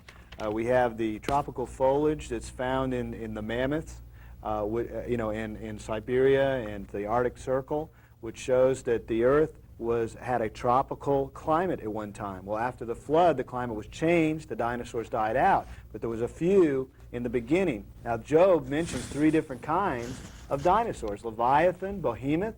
They didn't have the word dinosaur yet, but he's describing a large dinosaur. You're talking about Job chapter 40. Job chapter 40, and you also have these footprints, not only here where you can go look at them at Glen Rose, Texas, but also in Australia and in Russia. And they're finding them all over the world. They are suppressing the evidence, but this destroys the theory of evolution. It goes with a young Earth. There's lots of evidence for young Earth again. It goes with the Bible that has dinosaurs and man at the same time, and also is a giant human footprint. And the Bible says, and the Bible's the only explanation that has that there were giants in the land before the flood. Evolutionists have no answers for this. Now, with that, I can see we're under 10 minutes now, gentlemen. Let me do something real quick, Larry. I hate to do this. Do you think you can get a shot? This is a picture from the Biloxi River. I don't know if you can. If the camera and can if you zoom show them in, the human footprint, if right the camera can next, zoom in on this, here's the human footprint right there. And there's a dinosaur footprint. They also right found there. a skull of a Human? 7-foot woman not far from that area. Yeah, let me go ahead. show one other. This is from the contour diagram showing unequivocally the human footprint with the toes inside the I dinosaur see it. footprint. There's the human footprint right there where I'm outlining with the pointer. And back here is the dinosaur footprint, which takes up all the space around it back in through here. So human footprint inside of the dinosaur footprint. Incredible. That's right. It's kind of neat stuff. You never get this in elementary school. You don't, and again, it disproves the theory of evolution, and it proves creation, it proves the Bible. You can trust God. Well, obviously we're not going to have much more time to get into all these tons of points we want to bring up, but let me get into point 3 now and bring up the point about God. Doctor, theistic evolution. And we've already talked earlier about how world religions teach this, the Hindus and Buddhists and everything. And then, of course, I'll get into Dr. Hugh Ross in a minute. But basically, we have theistic evolution, people who say, well, God created it. He created all these animals, and then somehow he let them evolve or come from monkeys or whatever. What do you say about that? I say that, number one, the only way to know for sure would be to ask God if theistic evolution is true, and God says, no, it's not true, that he created the individual kinds. Theistic evolution historically was an attempt to explain the fossil record, that we saw tremendous extinctions of critters in the fossil record, and that there were so many different types of critters, species specifically in the fossil record, that people began to think it was impossible, and when I say people, I mean theologians, began to think it was impossible to fit all those critters on Noah's Ark, which we now know it would be possible to fit 2 of every kind, or 7 of every clean kind, very, very easily on Noah's Ark. So theistic evolution came about because the scientists said, we have this evidence, we have this interpretation, now you've got to change the Bible to fit our interpretation of the evidence. And that's pretty foolish for a scientist to tell God what he really means. It should be the other way around. God telling the scientist, your interpretation isn't correct of the evidence, we need to go ahead and change that. The theistic evolution approach produced such things as the gap theory, that God created everything in Genesis 1:1 and then destroyed everything and then recreated it in Genesis 1:2. Of course, and that would explain the fossil record. The fossil record occurred when God destroyed the earth, and he destroyed it initially because Satan rebelled. So we have all of these dead things, fossils, right there between Genesis 1:1 and Genesis 1:2. The problem with that is that it makes the New Testament lie. Because in Romans 5:12, it tells us that sin and death came into the world when Adam sinned. 1 Corinthians 15:21 and 22 says the same thing. Death came by man, not by Satan. Death came by man. The resurrection of the dead comes by man. For as in Adam all die, even so in Christ shall all be made alive. Well, if that's not true, in 1 Corinthians 15:21 that man brings death in, then it mustn't be true that man takes death out. So what we've done is we've just destroyed the gospel, which is the resurrection of Jesus Christ. So from a theological standpoint, theistic evolution is nonsense. It makes the Bible self-contradictory, and it just does not hold. And that's the biggest argument against Dr. Hugh Ross. I'm in the process of researching Dr. Ross. I would tell anybody that read his book, Fingerprint of God, to take his book and go check his theological references, and you'll see that the majority of them are false. And I don't know if Dr. Ross just did sloppy research, but they do not hold for close scrutiny. Some of his logic is misrepresented. If it was misrepresented unintentionally, then I can understand, but he ought to correct it. And some of the logical arguments he draws and the logical conclusions are just, I don't mean to be uncharitable to a brother in Christ. They're nonsense. They're not consistent theologically, and they're not accurate theologically. Don't take my word for that. Get your Cassinius's Hebrew lexicon, get your Thayer's Greek lexicon, get your Bauer, Art, and Gingrich, get your Kittle's commentary, and go and research the words that he comments on and see if they really say what he says they say. They don't, plain and simple. Check his quote by Gleason Archer in his Survey of New Testament. Archer says that, but Archer also contradicts himself within a space of 3 sentences, arguing for a young earth, from the concept of a 6-day creation in Exodus 20:11 and in Exodus 31:15 and 17. Okay, this Hugh Ross is a Christian who believes in mainly theistic evolution. Hugh Ross is an astrophysicist who believes that there must be a Big Bang because the scientists say there's a Big Bang, and he makes that whole point based upon his belief that relativity is true. Dr. Peter Beckman of Colorado University has just published a book, Einstein Plus 2, in which he says there is experimental evidence that shows that relativity is not true, and here's the evidence. Okay, now we've got about 2.5 minutes left here, gentlemen. I want to cheat and get one more in real quick, then I'm going to go to Dale for final comments, and then you for final comments, Doctor. But microevolution, very quickly, tell our viewers what that is. Microevolution is a misnomer. It is a propaganda word. It just means change within a kind. It's just variation. For instance, if we see a peppered moth go from a white peppered moth to a black peppered moth, the evolutionist wants to call that microevolution, when in truth, all it is a different genetic expression. That variability was within the creature itself, but remember, microevolution is just genetic variability. My mom has blue eyes, I have brown eyes. An evolutionist would call that microevolution, possibly. But in truth, it's just a different genetic variability. That's all that microevolution is. And they adopted that term because the other term, macroevolution, where one kind of animal turns into another kind, the snake turns into a bird, that is never seen. So in order to preserve their cherished word, evolution, they have to stick micro on it, and it's totally deceptive. It's a propaganda, emotional term that they force us into using to communicate and speak about their terms. That's why when we say there is no such thing as evolution being observed, they say, aha, what about microevolution? And we have to say, well, listen, we do see microevolution as you define it, but that's not evolution. By evolution, we mean macroevolution. Very good. Okay, Dale, we've got, if you could take about 30 seconds and give some concluding comments for this particular show, and then I'll give Dr. Girouard the final say here, and then we'll sign off. Okay. The Bible says that God, in Genesis 1, that God created everything after its own kind. This is what we see. We see the DNA has a code. We see species have their own, follow species. There is no evolution. We have disproved evolution. We've just scratched the surface, but we've already disproved it. Now, if you're sitting at home and we've disproved evolution, you've got to come to the conclusion that there is a God. And if there is a God, you need to get to know Him. And the Bible says the only way to get to know Him is through His Son, Jesus Christ, who died for your sins. You need to turn your life to Jesus Christ. And the bottom line with the whole, all the arguments, it's not facts. It's the fact that we are rebellious against God. We love our sin. All right. Doctor, any final say to the viewers today? I think Dale pretty much said it all. Look at the evidence, see what it says, and then come to grips with the man who says he has a cure for death. I don't. No other physician does. Jesus Christ said he has a cure for death. He put up a shut-up. He proved it. He got out the grave. Amen. With that, thank you for joining us. I'm Larry Wessels, with Dale Deloney and Dr. Michael Girouard from the Institute for Creation Research. Have any if you'd like further free information or any questions, please call or write us. God bless you.